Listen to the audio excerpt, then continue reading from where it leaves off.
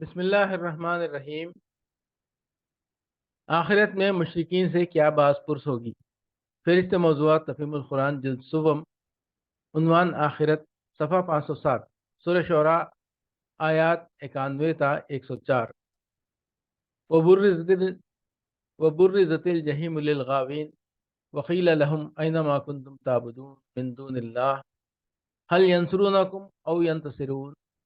فکبکبوا فیہا ہم والغاوون وجنود ابلیس اجمعون قالوا وهم فیہا یختصمون تاللہ ان کننا لفی ضلال مبین اذ نسویکم برب العالمین وما اضلنا الا المجرمون وما لنا من شافعین ولا صدیق حمیم فلو ان لنا کرۃ فنکون من المؤمنین ان فی ذلک لآیہ وما کان اکثرهم مؤمنین وان ربک لہو العزیز الرحیم۔ سورہ شعراء، آیات 91 تا 104۔ اور دوزخ بہکے ہوئے لوگوں کے سامنے کھول دی جائے گی اور ان سے پوچھا جائے گا کہ اب کہاں ہے وہ جن کو تم خدا کو چھوڑ کر عبادت کرتے تھے؟ کیا وہ تمہاری کچھ مدد کر رہے ہیں یا خود اپنا بچاؤ کر سکتے ہیں؟ پھر وہ معبود اور یہ بہکے ہوئے لوگ اور ابلیس کے لشکر سب کے سب اس میں اوپر تلے دھکیل دیے جائیں گے۔ وہاں یہ سب آپس میں جھگڑیں گے اور یہ بہکے ہوئے لوگ اپنے معبودوں سے کہیں گے کہ خدا کی قسم، ہم تو صریح گمراہی میں مبتلا تھے جبکہ تم کو رب العالمین کی برابری کا درجہ دے رہے تھے، اور وہ مجرم لوگ ہی تھے جنہوں نے ہم کو اس گمراہی میں ڈالا۔ اب نہ ہمارا کوئی سفارشی ہے اور نہ کوئی جگری دوست، کاش ہمیں ایک دفعہ پھر پلٹنے کا موقع مل جائے تو ہم مومن ہوں۔ اور دوزخ بہکے ہوئے لوگوں کے سامنے کھول دی جائے گی، یعنی ایک طرف متقی لوگ جنت میں داخل ہونے سے پہلے ہی دیکھ رہے ہوں گے کہ کیسی نعمتوں سے لبریز جگہ ہے جہاں اللہ کے فضل سے ہم جانے والے ہیں، اور دوسری طرف گمراہ لوگ ابھی میدان حشر میں ہی میں ہوں گے کہ ان کے سامنے اس جہنم کا ہولناک منظر پیش کر دیا جائے گا جس میں انہیں جانا ہے۔ پھر وہ معبود اور یہ بہکے ہوئے لوگ اور ابلیس کے لشکر سب کے سب اس میں اوپر تلے دھکیل دیے جائیں گے۔ اصل میں لفظ کبکبو فرمایا گیا ہے جس میں دو مفہوم شامل ہیں، ایک یہ کہ ایک کے اوپر ایک دھکیل دیا جائے گا، دوسرے یہ کہ وہ خار جہنم تک لڑکتے چلے جائیں گے۔ اور وہ مجرم لوگ ہی تھے جنہوں نے ہم کو اس گمراہی میں ڈالا۔ یہ پیرووں اور معتقدوں کی طرف سے ان لوگوں کی تواضع ہو رہی ہوگی جنہیں یہی لوگ دنیا میں بزرگ، پیشوا اور رہنما مانتے رہے تھے، جن کے ہاتھ پاؤں چومے جاتے تھے، جن کے قول و عمل کو سند مانا جاتا تھا، جن کے حضور نظریں گزرانی جاتی تھیں۔ آخرت میں جا کر جب حقیقت کھلے گی اور پیچھے چلنے والوں کو معلوم ہو جائے گا کہ آگے چلنے والے خود کہاں سے آئے ہیں اور ہمیں کہاں لے آئے ہیں، تو یہی معتقدین ان کو مجرم ٹھہرائیں گے اور ان پر لعنت بھیجیں گے۔ قرآن مجید میں جگہ جگہ عالم آخرت کا یہ عبرتناک نقشہ کھینچا گیا ہے تاکہ اندھی تقلید کرنے والے دنیا میں آنکھیں کھولیں اور کسی کے پیچھے چلنے سے پہلے دیکھ لیں کہ وہ ٹھیک بھی جا رہا ہے یا نہیں۔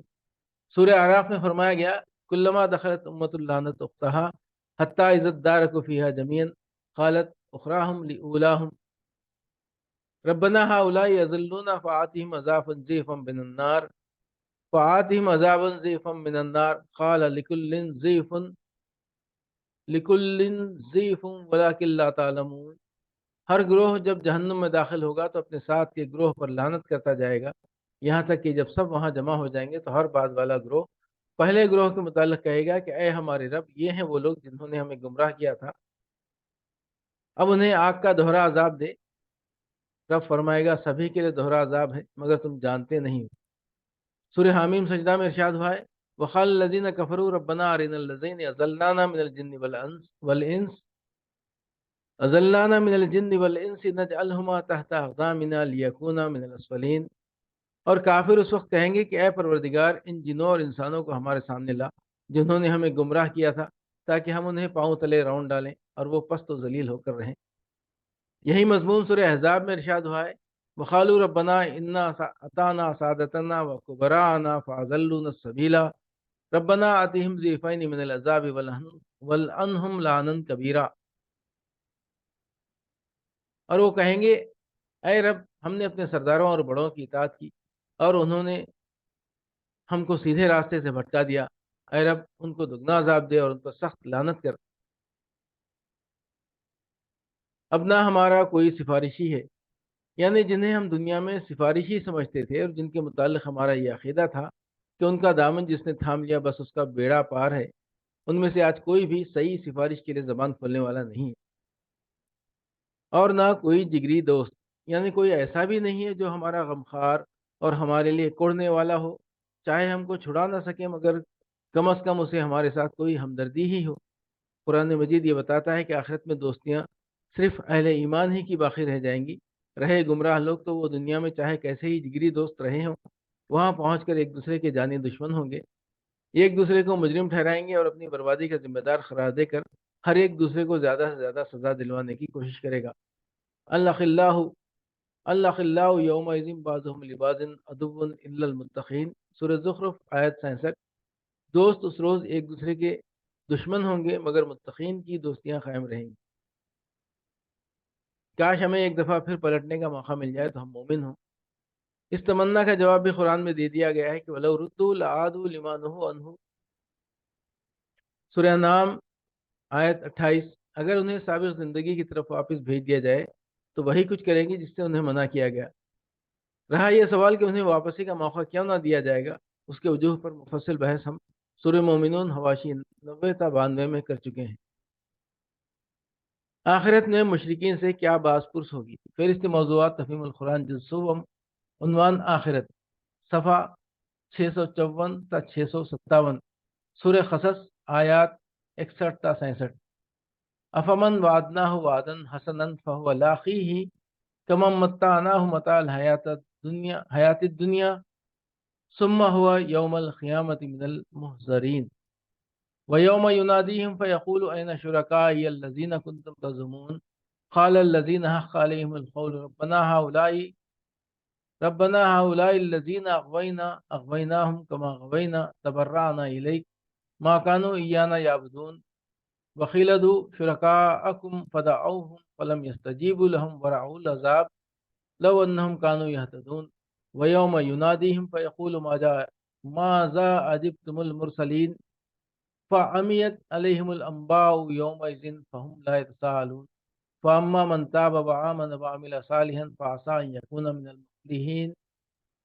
سورہ قصص آیات 61 تا 67۔ بھلا وہ شخص جس سے ہم نے اچھا وعدہ کیا ہو اور وہ اسے پانے والا ہو، کبھی اس شخص کی طرح ہو سکتا ہے جسے ہم نے صرف حیات دنیا کا سر و سامان دے دیا ہو اور پھر وہ قیامت کے روز سزا کے لیے پیش کیا جانے والا ہو؟ اور بھول نہ جائیں یہ لوگ اس دن کو جبکہ وہ ان کو پکارے گا اور پوچھے گا کہاں ہیں میرے وہ شریک جن کا تم گمان رکھتے تھے؟ یہ قول جن پر چسپاں ہوگا وہ کہیں گے اے ہمارے رب، بے شک یہی لوگ ہیں جن کو ہم نے گمراہ کیا تھا، انہیں ہم نے اسی طرح گمراہ کیا جیسے ہم خود گمراہ ہوئے۔ ہم آپ کے سامنے برت کا اظہار کرتے ہیں، یہ ہماری تو بندگی نہیں کرتے تھے۔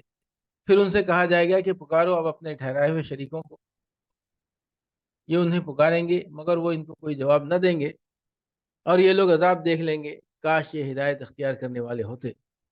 اور فراموش نہ کریں یہ لوگ وہ دن جبکہ وہ ان کو پکارے گا اور پوچھے گا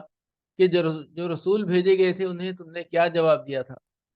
اس وقت کوئی جواب ان کو نہ سوچے گا اور نہ یہ آپس میں ایک دوسرے سے پوچھ ہی سکیں گے۔ البتہ جس نے آج توبہ کر لی اور ایمان لے آیا اور نیک عمل کیے، وہی یہ توقع کر سکتا ہے کہ وہاں فلاح پانے والوں میں سے ہوگا۔ قیامت کے روز سزا کے لیے پیش کیا جانے والا ہو، یہ ان کے عذر کا چوتھا جواب ہے۔ اس جواب کو سمجھنے کے لیے پہلے دو باتیں اچھی طرح ذہن نشین ہو جانی چاہیے۔ اول یہ کہ دنیا کی موجودہ زندگی جس کی مقدار کسی کے لیے بھی چند سالوں سے زیادہ نہیں ہوتی، محض ایک سفر کا عارضی مرحلہ ہے۔ اصل زندگی جو ہمیشہ قائم رہنے والی ہے، آگے آنی ہے۔ موجودہ عارضی زندگی میں انسان خواہ کتنا ہی سر و سامان جمع کر لے اور چند سال کیسے ہی عیش کے ساتھ بسر کر لے، بہرحال اسے ختم ہونا ہے اور یہاں کا سب سر و سامان آدمی کو یوں ہی چھوڑ کر اٹھ جانا ہے۔ اس مختصر سے عرصہ حیات کا عیش اگر آدمی کو اس قیمت پر حاصل ہوتا ہو کہ آئندہ کی ابدی زندگی میں وہ دائماً خستہ اور مبتلا مصیبت رہے، تو کوئی صاحب عقل آدمی یہ خسارے کا سودا نہیں کر سکتا۔ اس کے مقابلے میں ایک عقل مند آدمی اس کو ترجیح دے گا کہ یہاں چند سال مصیبتیں بھگت لے مگر یہاں سے وہ بھلائیاں کما کر لے جائے جو بات کی دائمی زندگی میں اس کے لیے ہمیشگی کی موجب بنے۔ دوسری بات یہ ہے کہ اللہ کا دین انسان سے یہ مطالبہ نہیں کرتا کہ وہ اس دنیا کی متاع حیات سے استفادہ نہ کرے اور اس کی زینت کو خواہ لاٹھی مار دے۔ اس کا مطالبہ صرف یہ ہے کہ وہ دنیا پر آخرت کو ترجیح دے، کیونکہ دنیا فانی ہے اور آخرت باقی، اور دنیا کا عیش کمتر ہے اور آخرت کا عیش بہتر۔ اس لیے دنیا کی وہ متاع اور زینت تو آدمی کو ضرور حاصل کرنی چاہیے جو آخرت کی باقی رہنے والی زندگی میں اسے سرخرو کرے، یا کم از کم یہ کہ وہاں کے ابدی خسارے میں مبتلا نہ کرے۔ لیکن جہاں معاملہ مقابلے کا آ پڑے، یعنی دنیا کی کامیابی اور آخرت کی کامیابی ایک دوسرے کی ضد ہو جائیں، وہاں دین حق کا مطالبہ انسان سے یہ ہے، اور یہی عقل سلیم کا مطالبہ بھی ہے، کہ آدمی دنیا کو آخرت پر قربان کر دے اور اس دنیا کی عارضی متاع و زینت کی خاطر وہ راہ ہرگز اختیار نہ کرے جس کے لیے ہمیشہ کے لیے اس کی عاقبت خراب ہوتی ہو۔ ان دو باتوں کو نگاہ میں رکھ کر دیکھیے کہ اللہ تعالیٰ اوپر کے فقروں میں کفار مکہ سے کیا فرماتا ہے۔ وہ یہ نہیں فرماتا کہ تم اپنی تجارت لپیٹ دو، اپنے کاروبار ختم کر دو اور ہمارے پیغمبر کو مان کر فقیر ہو جاؤ، بلکہ وہ یہ فرماتا ہے کہ یہ دنیا کی دولت جس پر تم ریجھے ہوئے ہو بہت تھوڑی دولت ہے، اور بہت تھوڑے دنوں کے لیے تم اس کا فائدہ اس حیات دنیا میں اٹھا سکتے ہو۔ اس کے برعکس اللہ کے ہاں جو کچھ ہے وہ اس کی بنسبت کم و کیف، کوالٹی اور کوانٹٹی میں بھی بہتر ہے اور ہمیشہ باقی رہنے والا بھی ہے۔ اس لیے تم سخت حماقت کرو گے اگر اس عارضی زندگی کی محدود نعمتوں سے متمتع ہونے کی خاطر وہ روش اختیار کرو جس کا نتیجہ آخرت کے دائمی خسارے کی شکل میں تمہیں بھگتنا پڑے۔ تم خود مقابلہ کر کے دیکھ لو کہ آیا وہ شخص ہے جو محنت و جان فشانی کے ساتھ اپنے رب کی خدمت بجا لائے اور پھر ہمیشہ کے لیے اس کے انعام سے سرفراز ہو، یا وہ شخص جو گرفتار ہو کر مجرم کی حیثیت سے خدا کی عدالت میں پیش کیا جانے والا ہو، اور گرفتاری سے پہلے محض چند روز حرام کی دولت سے مزے لوٹ لینے کا اس کو موقع مل جائے۔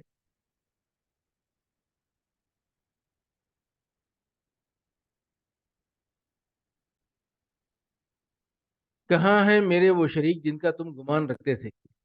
یہ تقریر بھی اسی چوتھے جواب کے سلسلے میں ہے، اور اس کا تعلق اوپر کی آیت کی فقرے سے ہے۔ اوپر کی آیت کے آخری فقرے سے ہے۔ اس میں یہ بتایا جا رہا ہے کہ محض اپنی دنیاوی مفاد کی خاطر شرک و بت پرستی اور انکار نبوت کی جس گمراہی پر یہ لوگ اصرار کر رہے ہیں، آخرت کی ابدی زندگی میں اس کا کیسا برا نتیجہ انہیں دیکھنا پڑے گا۔ اس سے یہ احساس دلانا مقصود ہے کہ فرض کرو دنیا میں تم پر کوئی آفت نہ بھی آئے اور یہاں کی مختصر سی زندگی میں تم حیات دنیا کی متاع و زینت سے خوب بہرہ اندوز بھی ہو لو، تب بھی اگر آخرت میں اس کا انجام یہی کچھ ہونا ہے تو خود سوچ لو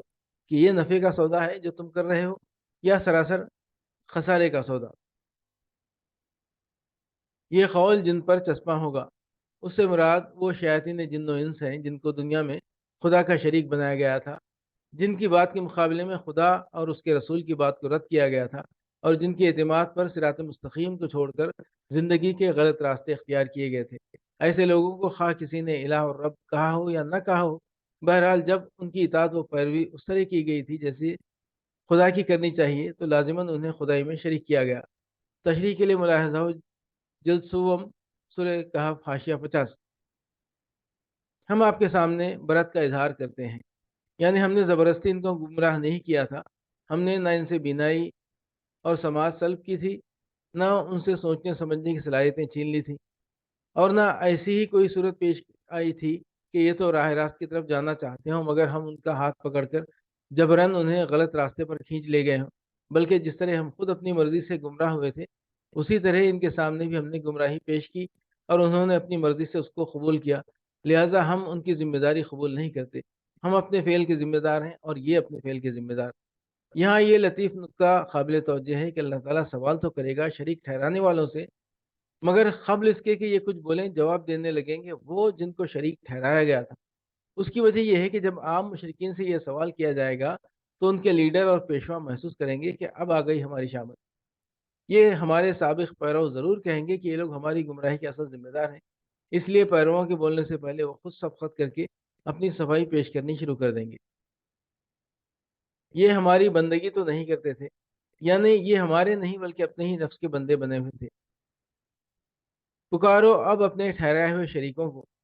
یعنی انہیں مدد کے لیے پکارو۔ دنیا میں تو تم نے ان پر بھروسہ کر کے ہماری بات رد کی تھی، اب یہاں ان سے کہو کہ آئیں اور تمہاری مدد کریں اور تمہیں عذاب سے بچائیں۔ آخرت میں مشرکین سے کیا باز پرس ہوگی؟ پھر اس کے موضوعات تفہیم القرآن جلسو عنوان آخرت، صفحہ 659 660، سورہ قصص آیات 74 75۔ وَيَوْمَ يُنَادِيهِمْ فَيَقُولُ أَيْنَ شُرَكَائِيَ الَّذِينَ كُنْتُمْ تَزْعُمُونَ وَنَزَعْنَا مِنْ كُلِّ أُمَّةٍ شَهِيدًا فَقُلْنَا هَاتُوا بُرْهَانَكُمْ فَعَلِمُوا أَنَّ الْحَقَّ لِلَّهِ